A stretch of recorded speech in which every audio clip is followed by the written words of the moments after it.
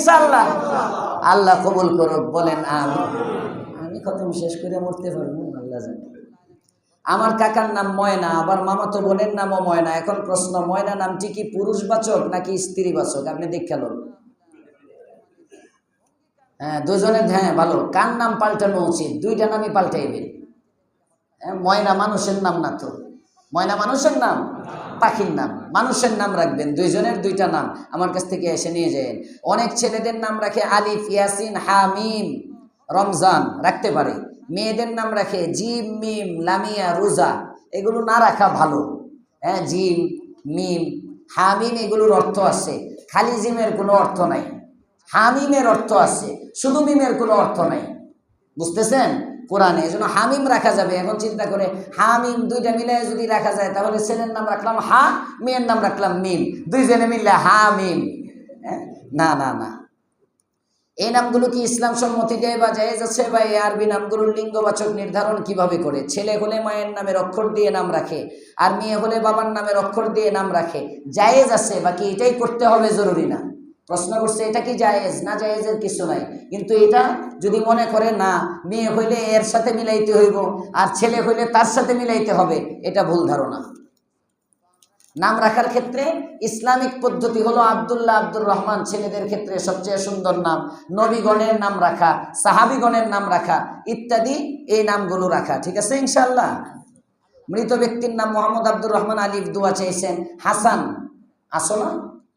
হাসানের দাদি হঠাৎ করে খুব অসুস্থ, দোয়া চেয়েছে আল্লাহ শেফায়ে কুল্লিয়া আজেলা দায়েমা নসিব করেন, বলেন আমিন। পানিতে ডুবে বা অ্যাক্সিডেন্টের মৃত্যুতে পোস্টমর্টম করে কিডনি, মগজ বা বিভিন্ন অঙ্গ নেওয়া জায়েজ না না জায়েজ? কোনোভাবেই পোস্টমর্টম করে কোনো কিছু নেওয়া জায়েজ নাই। এটা পানিতে মরক আর স্বাভাবিক মরক, পোস্টমর্টম এটা শরীয়তে অনুমোদিত নয়। মনে থাকবে ইনশাআল্লাহ? এটা লাশকে বিকৃত করা হয়, এটা শরীয়তে অনুমোদন দেয় না। নানির বয়স ৭৫, অসুস্থতার কারণে কয়েকটি রোজা ছেড়েছে, এখনো অসুস্থতার কারণে রাখতে পারতেছে না। যদি সুস্থ হওয়ার সম্ভাবনা থাকে, যখন সুস্থ হয় তখন কাজা করবে। আর যদি মনে হয় উনি আর সুস্থ হওয়ার মতো না, তাহলে প্রত্যেক রোজার পরিবর্তে একটা করে ফিদিয়া দিতে হবে। ফিদিয়া, ফিদিয়া, ফিদিয়া মানে এক ফিতরা পরিমাণ। এক রোজার ফিদিয়া এক ফিতরা, সর্বনিম্ন ১১০। আপনি যেভাবে ফিতরা দিচ্ছেন ওই ফিতরা হিসাব করে দিয়ে দিবেন। আমি শুনেছি কোনো একটা দল মুনাফিক, মুনাফিকের চেয়ে কাফির ভালো, কাফির থেকে বিএনপি ভালো। তাহলে যারা গণভোট চেয়ে এখন অস্বীকার করে রায় মানতে, তাহলে তাদের অবস্থান কি? আশা করি আমার বক্তৃতার মধ্যে ফাঁকে এসে বসছে। ফাঁকে আফাতুমিনুনা বিবাযিল কিতাবের ফাঁকে আমি মেরে দিছি তো, উত্তর পেয়ে গেছেন। রাজনৈতিক প্রশ্ন আমারে করেন না, প্রশ্ন করা ছাড়া আমি যতটুকু রাজনীতি করি এটা নিতে চেষ্টা করবেন। আমি রাজনৈতিক ব্যক্তিত্ব না, আমি রাজনীতি করি না। আমি কোরআনের আয়াত বুঝাবার জন্য মাঝে মাঝে যেটা আসে এটা বলি, কিন্তু সরাসরি রাজনৈতিক কোনো প্রশ্ন আমাকে করবেন না। আমি বিএনপিরও কর্মী, জামাতেরও কর্মী, আওয়ামী লীগেরও কর্মী, সরকার কর্মী, মানে কোনো দলই আমার না। মনে থাকবে ইনশাআল্লাহ? এই জন্য আমার কথায় কেউ এটা বুঝেন না, হুজুর যখন আজকের বয়ানে বিএনপির পক্ষে গেছে তাহলে হুজুর বোধহয় বিএনপি করে। আরেকদিন দেখবেন জামাতের পক্ষে এমন ভাবে যাইব, তখন বিএনপি ওলারা নাকের মধ্যে চুবানি খাইবে। এসব না। হুজুর আমার স্ত্রী এখন 7 মাসের প্রেগনেন্সি, প্রশ্ন হলো আল্ট্রাসোনোগ্রাম করে কি বাচ্চা হবে এটা জানা এবং বাচ্চার জন্মের পূর্বে আত্মীয় স্বজনদের নিকট এটি বলা ইসলামী শরীয়ত অনুযায়ী সম্মত কিনা? এটা একটা চিকিৎসা পদ্ধতি, এখন দেখা যায়, জানা যায়। হ্যাঁ, না জানা ভালো। আমরা না জানতে উদ্বুদ্ধ করি, না দেখতে উদ্বুদ্ধ করি, না বলতে উদ্বুদ্ধ করি। বাকি 7 মাসের পরে এটা যদি বলে দেয়, ডাক্তার যদি বলে আপনি ছেলের বাবা হইতেছেন, আপনি যদি একজনকে বলেন যে দোয়া করেন আমি তো ছেলের বাবা হতে চলছি, ছেলের বাবা হতে চলছি, হয়ে গেছি কইেন না আবার, হ্যাঁ হতে চলছি, দোয়া করেন আল্লাহ যেন সহি সালেম ভাবে দেয়, দোষণীয় কিছু নাই। এটা চিকিৎসা পদ্ধতি, বের হয়েছে 4 মাস পরেই দেখা যায়, জানা যায়। কিন্তু আপনি নিজের থেকে অস্থির হয়েন না। আর মেয়ে হইব শুনলে কষ্ট পায়েন না, হ্যাঁ মেয়ে হবে শুনলে কষ্ট পায়েন না। আল্ট্রাসোনোওয়ালারা যদি ছেলে হয় তাহলে কয় মিষ্টি দান, মিষ্টি মিষ্টি নিয়ে আয়েন মিষ্টি।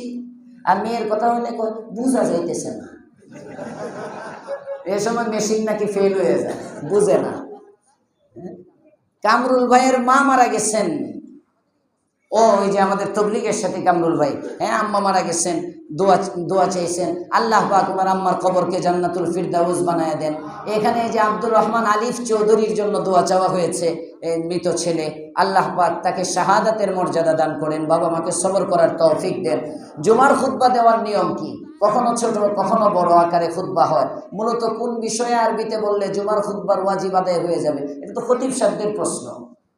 আপনি যদি খতিব হন তাহলে তো আপনি অবশ্যই এই মাসলা জেনেই খতিব হয়েছেন, আর যদি আপনি খতিব না হন এই মাসলা আপনার জানা দরকার নেই, আপনি এটা দিয়ে কি করবেন?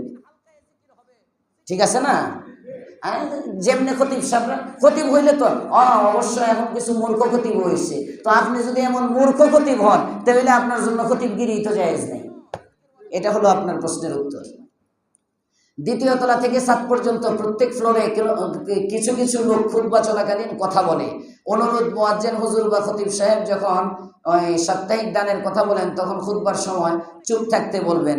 হ্যাঁ, ইনশাল্লাহ নিজ দায়িত্বে সবাই চুপ হয়ে গেলেই হবে। খুতবার সময় খতিব সাহেব আচ্ছা বুঝছি, ঠিক আছে, দেখা যাবে ইনশাল্লাহ। ইস্তেগফার করি।